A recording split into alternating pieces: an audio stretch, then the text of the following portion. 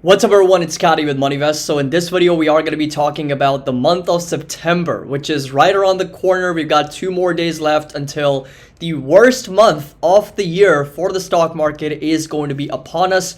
I'm going to share some data points. I'm going to share some statistics on the seasonality for the stock market and how we need to be prepared. What I'm doing, because there is going to be some level of dry powder needed in order to prepare us for the best time of the year, which is Q4 of any year in the market. So I hope you guys enjoyed this video, find it helpful. If you do, make sure that you drop a like. Don't forget to subscribe to the channel. Link to our Discord and Patreon is going to be down below. There is a 16% annual discount that's available till the end of this month. So again, 2 more days left if you're interested, and of course taking advantage of that. And you get access to our fundamental and tech analysis courses. That's also available with the 50 to 60% off, and of course options course also available with the coupon code LABOR4 if you're interested in joining as well, and that's also going to be available for a limited time. So both links are going to be down below. So this right here is going to be some of the many catalysts that are coming out in the month of September. So some of the main ones, obviously September 1st, which is going to be this Friday, so not tomorrow but the day after.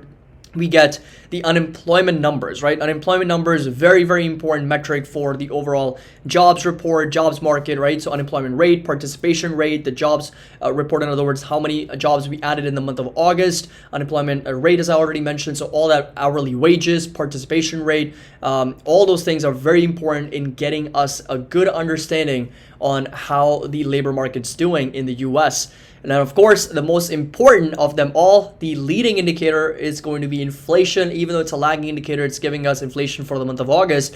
That is going to be a leading indicator in itself, because that's what's really driving monetary policy every single meeting. And speaking of monetary policy, we've got September 20th, 2023. We've got the FOMC meeting, so Chairman Jerome Powell's speech, and the summary of economic projections. So SEP is also going to be released on that day, and we're going to find out what adjustments they've made to their expectations with respect to interest rates, GDP, unemployment, and of course inflation as well, right? So that all of that is going to be covered in that report, all of monetary policy.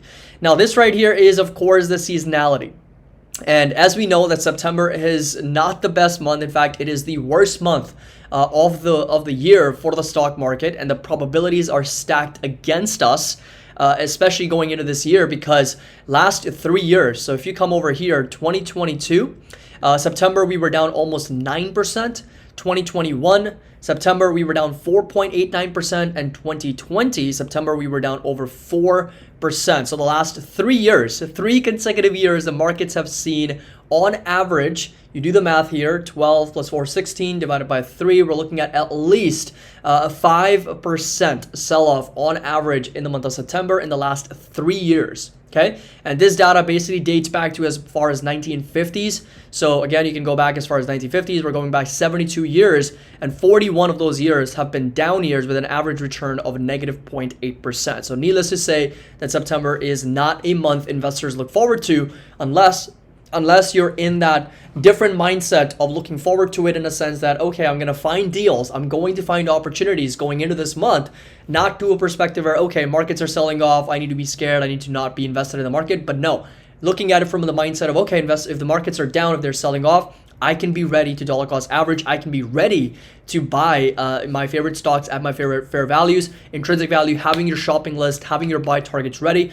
So I will be doing a more detailed video in the coming days, going over my shopping list and my fair value as well. So you have a good guide of a good framework and understanding on what I'm watching and what levels I'm really paying attention to for individual stocks. Because let me tell you, right, when the markets are down 4 to 8%, it's not that individual stocks are down 4 to 8%. They are down 12, 16, 18, 22, 30%, 40%, because the averages are basically the indexes, right? That basically comprises of all these stocks in themselves. But S&P 500 down 9% doesn't mean Apple's down 9%. It means Apple's down like probably 15 to 20%, right? That's how brutal it gets, because that's basically what brings down the overall averages lower. So those are the last 3 years. If you go back to as far as 1964, again, the data is similar. August is bad, but September is worse. As you can see, those are the only 2 months that have, on a seasonality basis, performed much worse compared to any time else in the market in the year. This right here is going back as far as 1945, so we're going back even further, and this is only going back as far as 2006. So again, just giving you a little bit of an understanding, and again, 71 basis points sell-off in the month of September. So September seasonality is real. It's not made up. It is backed by actual statistics and data. And you can already see that we are heading into this month with a lot of catalysts that are scheduled to come out from a more macroeconomic perspective, not to mention the valuation of the S&P, valuation of a lot of individual sectors is also a little bit higher. So going over to one more thing that I want to mention is going over to Finviz very quickly. And I'm going to show you some of the valuations for individual sectors, something that I've also talked about in our previous videos. So we're going to go over to valuation, and we're going to basically sort them out by price earnings multiple, and you'll notice that energy, financials, materials, and utilities are some of the cheapest sectors right now based on the price earnings multiple. But of course, technology trading at its highest multiple at 35. We got real estate trading at 31, but that doesn't matter because it basically accounts for price to funds from operation. That's a little different metric. Healthcare trading at 29, comm services, which includes your Googles and your Metas, 25, and consumer cyclicals trading at just under 25. So by no means that this market is actually quote unquote cheap or discounted, but it's also not like super expensive and overvalued either, right? I mean, it is, yes, there's technology historically as well. It's traded at a higher P multiple, and so as consumer cyclicals and comm services.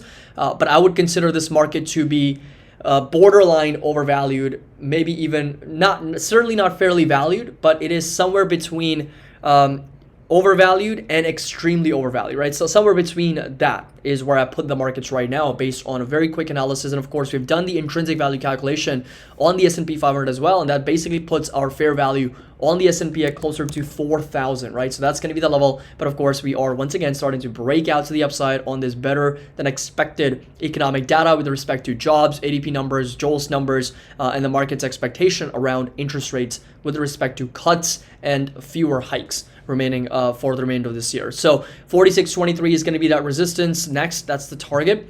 But September seasonality, like I said, is upon us, and I will be ready to dollar cost average. I will be doing, like I said, a separate video going over 17 or 20 stocks that I found most exciting, some of my favorite companies in technology in other parts of the market as well, and what my fair values would be if and when we actually get down to that level for the market. So the bottom line is we got to be ready for some dry powder because September is never fun.